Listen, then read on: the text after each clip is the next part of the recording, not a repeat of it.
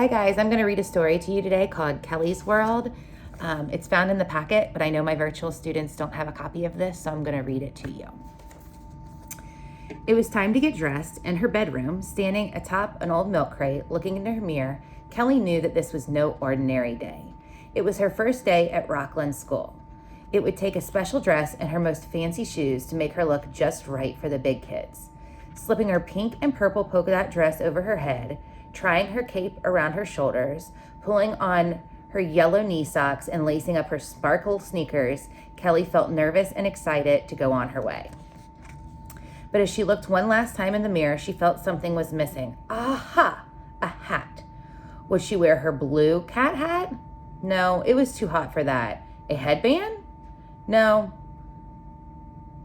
Common, she thought. I know, Kellie screeched. A tiara would be perfect. And just like that, she crowned her head, smiled back at her reflection, and headed off to her new school.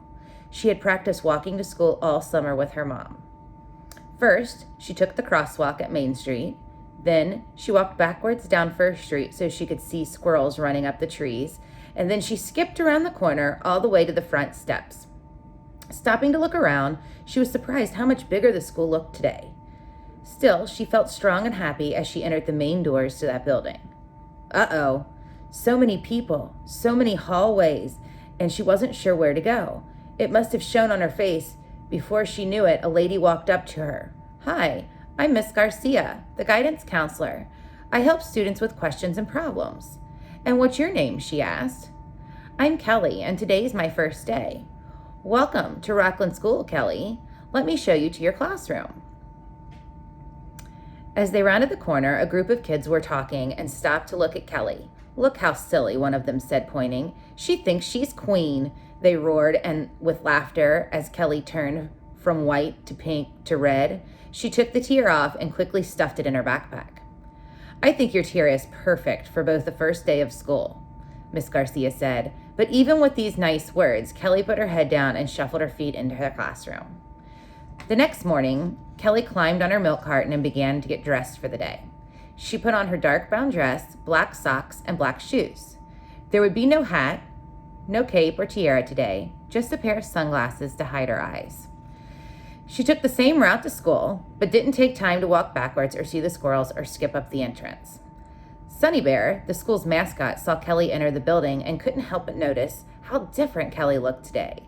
Kellie had gone from happy, colorful, cheerfully child to quiet, sad child. Why so down? Asked Sunny. I'm sad because the kids made fun of me. They don't like me. And with that, Kellie went to her classroom, sat at her desk, and waited for the bell. That evening, when everyone was gone, Sunny Bear went to see her secret helpers, the Case Crusaders. The Case Crusaders were not a club or a group of students. They were a group of trophies in the center of the school who saw and heard everything. To the students, they were statues of plastic and metal, but to Sunny Bear, they were a team of problem solvers who helped kids be their best. There were 3 Case Crusaders: Annabelle, a creativity trophy with beautiful gold wings; Troy, an athlete with strong muscles; and Scott, a scholar who was good at science and math. Together, they came up with a plan to help Kellie feel good about her strengths by encouraging her to enter the upcoming art contest.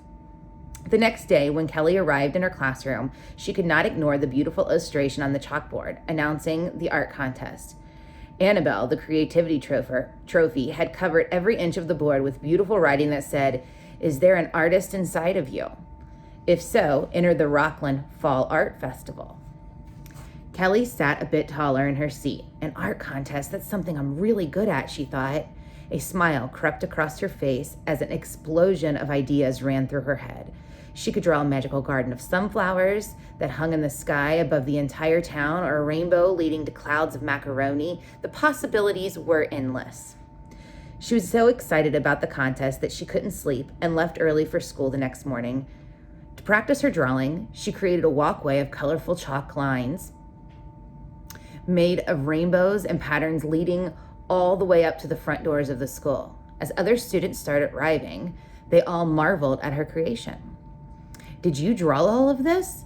Asked Stephanie, one of the older students. Yes, I drew it all this morning, Kellie said with pride. Well, you must have started very early to do all this. It's absolutely spectacular. You are quite an artist, Stephanie said. An artist, Kellie thought? Wow, no one had ever called her an artist before, but she had to admit that when she drew, colored, and painted, she felt good about herself. Maybe she was an artist.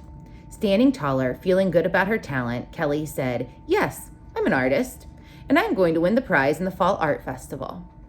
And with that, Kellie picked up her backpack and entered the building. She walked backwards down the hallways, and she didn't care what anyone thought. Kellie liked that she dressed with flair. Kellie liked that she had invented fun ways to walk everywhere. Most of all, Kellie liked that she was an artist. Watching quietly in the trophy case, Annabelle, Scott, and Troy smiled ever so slightly, knowing that another mission of the Case Crusaders was a success.